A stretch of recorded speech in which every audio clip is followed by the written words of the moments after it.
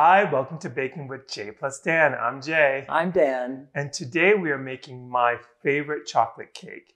It's super moist, rich chocolate flavor, and it's easy to make. Now you can also make this cake in cupcake form. It's really versatile. My favorite part is the strawberry Swiss meringue frosting. So you have to stay tuned for that. And remember to leave comments below and share with your friends. Yes, and now we're going to get started. So what's interesting about this one, we start with the dry ingredients going into the mixer first. So I have 2½ cups flour, 1¼ cups of a dark cocoa powder.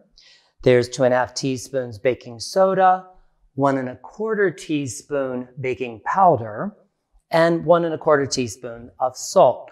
Whisk that together so it's nice and incorporated, and just throw it into the mixing bowl. Then your white sugar, 2½ cups of granulated sugar, that goes in. You see how complicated this is so far?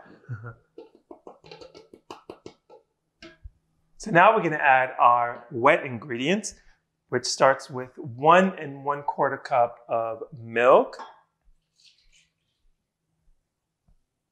Next, we have 1½ cup of vegetable oil plus 2 tablespoons. Just pour that right in. And then we have 2 whole eggs plus 1 egg yolk.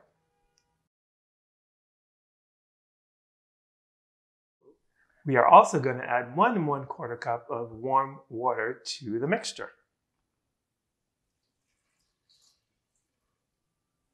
And our last ingredient is 1¼ teaspoon of pure vanilla extract. So you want to mix that on medium speed for about 2 to 3 minutes.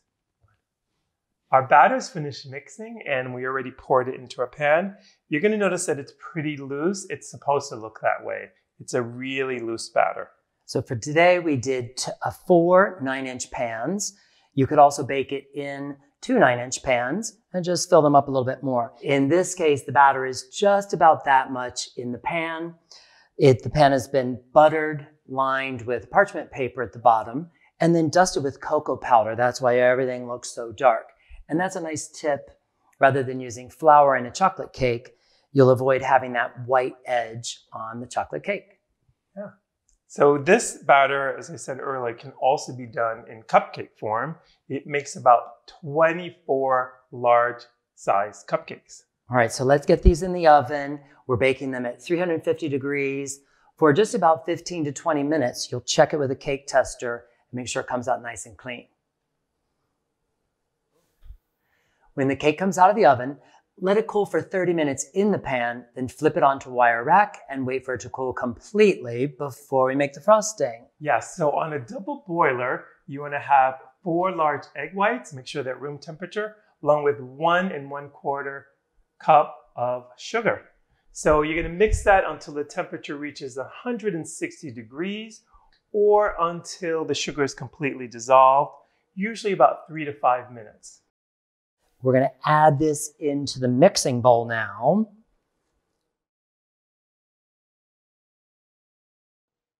And this now goes on to their handstand mixer.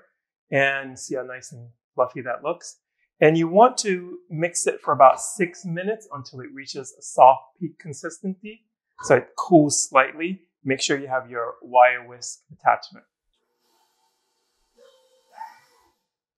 So our meringue mixture has been beating for about 6 minutes and it's nice soft peaks. So now what I like to do is take off the whisk attachment and switch it out for the paddle. So the paddle attachment is on and now it's time to add the next ingredient, which is 3 sticks of unsalted butter. Make sure it's at room temperature. And I like to add it in a couple of tablespoons at a time while the mixture is beating.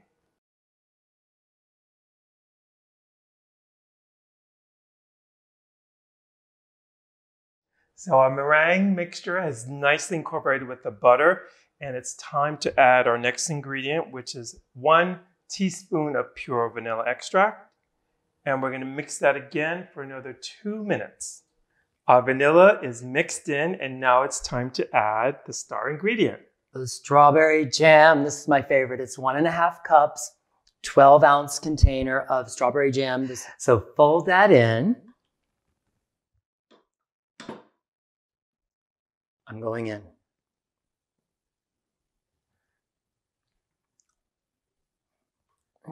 It's so subtle, but the strawberries come forward really smooth. I love this one. All right, so I'm going to put this luscious frosting into a piping bag, and we'll be back to show you how to frost the cakes. We're ready to frost. Our cakes are nice and cool. I like to start by just piping some of the meringue frosting in the middle, just to create that first layer.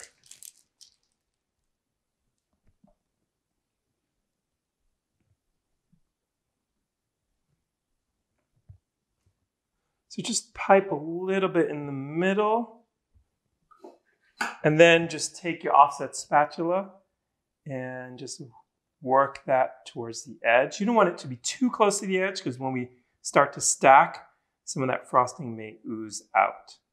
Ooze. Yeah, it's so mesmerizing to watch. When we go to place the next one on, we'll flip it so the top side turns down. And just hope for symmetry.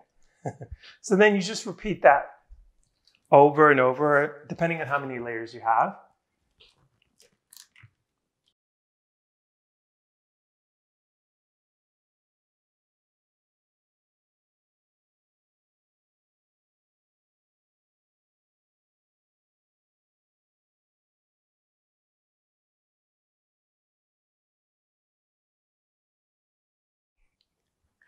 And the last piece goes on, flip it over, so you have a nice smooth surface to work with on the top. So now we can just put our final remaining bits of frosting on top. And I'm going to move to the larger spatula. And just start to smooth that out towards the edges.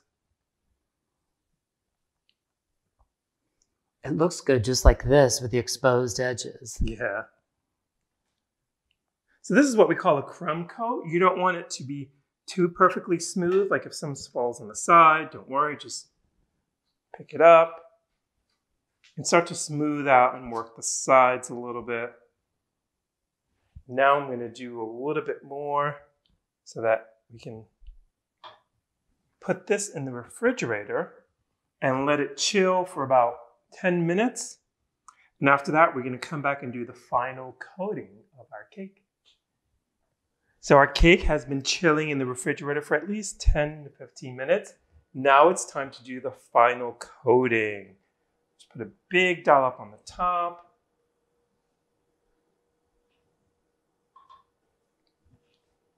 And just work it towards the edge of the cake.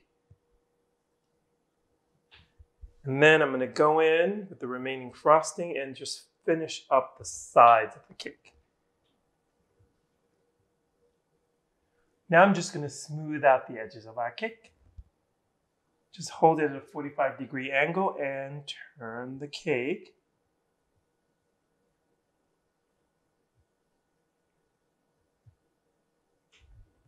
Scrape off the excess and then just come across the top.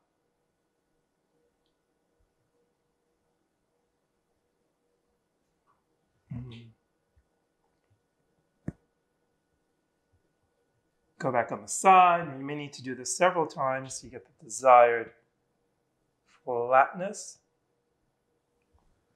So now it's time to put the finishing touches. I have a little bit left over of our meringue frosting with a round tip, or you can just simply cut off the edge of the bag. And we're just going to pipe some dots in the middle of the cake.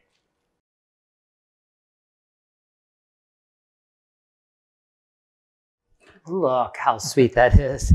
Then between each of the dots, you can take a fresh strawberry and we put those around the edge.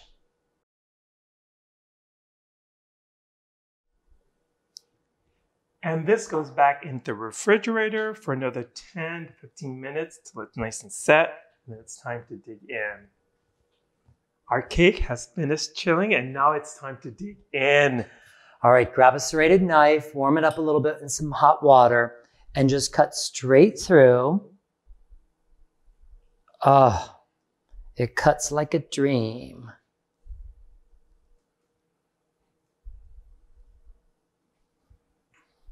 Okay, the moment of truth.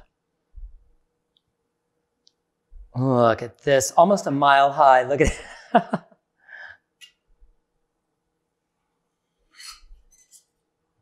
Yeah, look at those layers of the strawberry meringue and the cake.